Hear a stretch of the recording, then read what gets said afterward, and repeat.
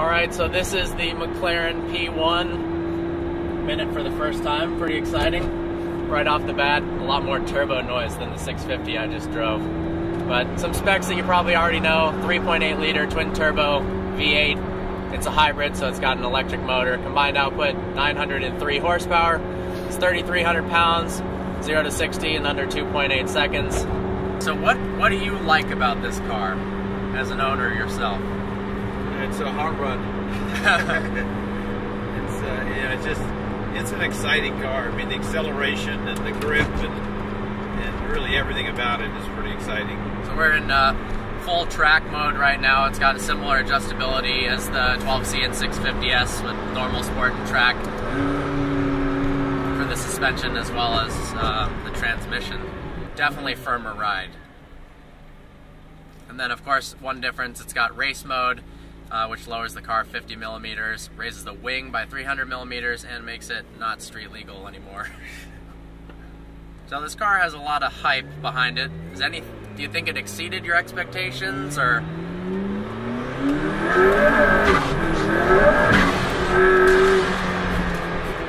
Well, I think all these cars do now. I mean, this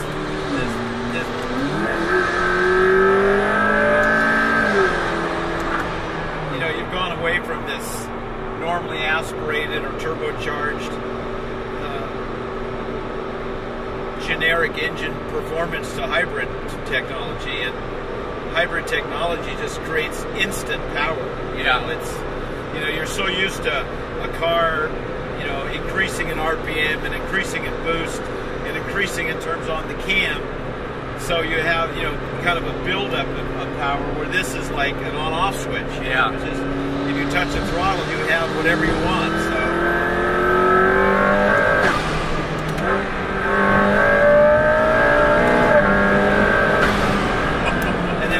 You got brakes to match all that. You know, and you don't just have the engine. You have grip, downforce, brakes, everything. So it's really.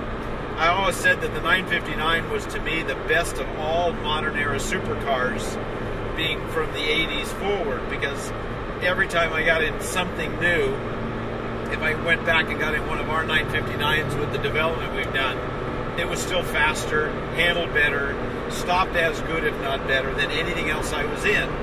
And of course, that's, you know, we were at about 640 horse till recently. We've increased that, but because the amount of grip that car had, it was so well developed as a chassis, the whole car. Porsche had done such an incredible job that everything else I'd get in a, you know, an Enzo or a F50 or Lamborghini's fastest cars, or even Porsche's most contemporary cars, and they were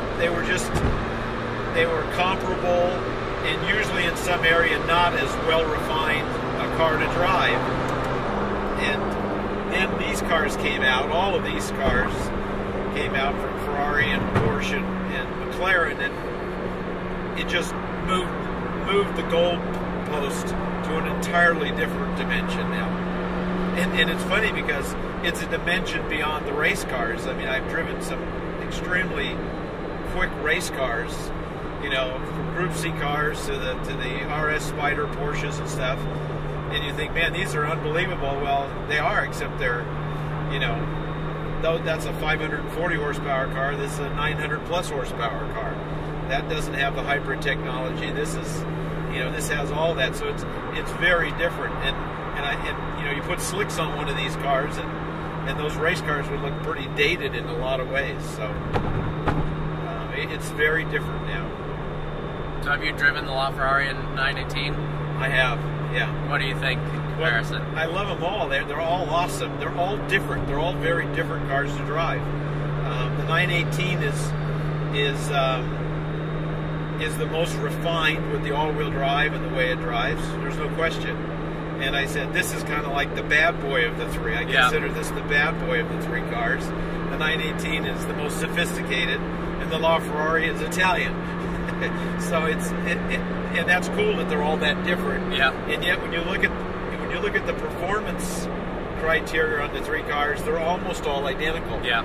And really, I do believe that this car would be the quickest if it had the Michelin tires on it instead of Pirellis. I can tell if I get aggressive that the Pirelli tire is the weakness on this car, and to me anyway. Yeah. And so, you know, if you had the same tires on all three cars, it'd be interesting to see how they then compare under track conditions or any extreme performance conditions, because I have a feeling they'd be even closer yet. Yeah.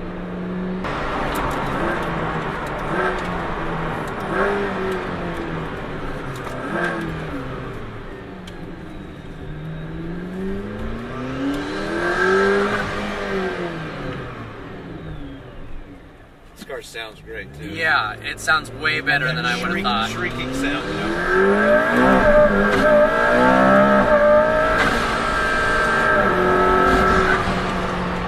From videos, I thought one of the downsides of the P1 was the sound, but in person, no way. Yeah. Wow.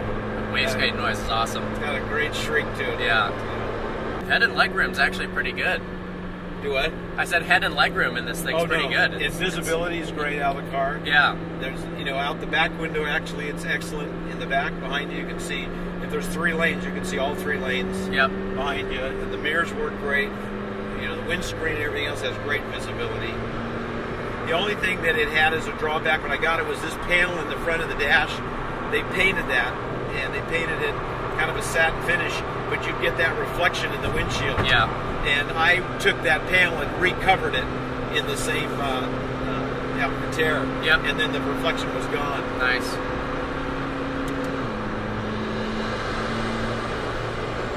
Other than that, anything you didn't like about the car?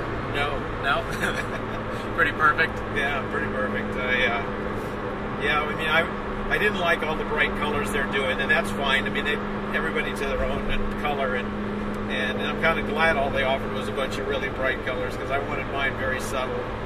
And then inside, I wanted everything in the suede other than a few accents. Yep.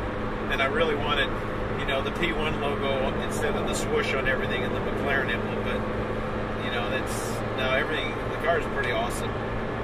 Yeah, the layout in it is really simple. Yeah. And really efficient. I mean, it's really easy to operate everything in this car. You know, the other thing that's interesting is McLaren only told their customers, and we kind of proved it when I first got this, so 0 to 60 time is not 2.8. 0 to 60 time on this car is actually under 2.5. Really? Yeah. Wow. They didn't want to say much. Because and that's why, you know, when they went to Nürburgring, they were 10 seconds faster than the 918 when Chris drove there. And but I think they had a different tire. In fact, they did. They had the other tire on, the Trofeo tire. Yeah. And then they didn't want to say anything about their 0 to 60 or any of their stuff. They really didn't say much because they were waiting for Ferrari to say what they were going to say. Yeah, because sure. They knew Ferrari would cheat. Yeah. And then they would come back and deal with that. Yeah. And then Ferrari never did anything, right? Ferrari knew their car wasn't as quick as what they saw even in the 918, I'm sure. And the 918 is strong with the all-wheel drive. And it's easier to drive, too. You know, the other thing is, like, when they went to Laguna Seca and they had Ben Gloss's P1 and they had the 918 there, it's interesting. They didn't, he was going to bring his 918. They said, oh, no, we're bringing the factory one. So they brought the totally tweaked 918. And Randy drove both cars for that test. He had never driven a P1. So he had a lot of seat time in the 918 to do the test. Yeah. And none in the P1. Well, that's going to hurt you right there. Yeah, of course. So I said, okay, based on what I saw in times, if he'd had seat time in the P1, and if he'd had Michelin's on the P1, then the story would have been different. Yeah. I mean, and not that it matters, they're both really close, but it would have been a different story. Because this car, I've driven the 918 enough that this car it has more torque and more power, and it's quicker. I know it's quicker to 0 to 60 real numbers anyway, but... Thank you so much for giving me a ride. It's all right. Absolutely fantastic. Sounds way better than I would have imagined. Of course, it's stupid fast. Definitely harsher and a lot more exciting than the 650S or the 12C, so that's a good thing. Alright, hope you enjoyed this video. See you next time.